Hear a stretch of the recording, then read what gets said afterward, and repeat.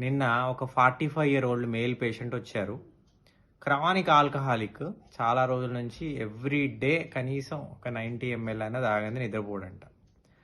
ఇప్పుడు ప్రాబ్లం ఏంటంటే మోకాళ్ళ నొప్పులని చెప్పేసి పెయిన్ కిల్లర్ మెడికల్ షాప్లో తీసుకొచ్చుకొని వేసుకుంటున్నాడు. ఎక్కువగా వాడే ట్యాబ్లెట్ నిమ్స్లైడ్ ట్యాబ్లెట్.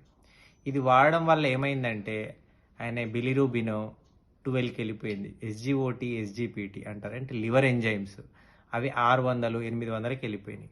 ఇక్కడ రెండు ప్రాబ్లమ్స్. ఒకటి ఏంటంటే ఆల్కహాల్ వల్ల లివర్ పాడైపోతుంది. ఈ నిమ్స్లైడ్ ట్యాబ్లెట్ల వల్ల కూడా లివర్ ఖరాబ్ అయిపోతుంది.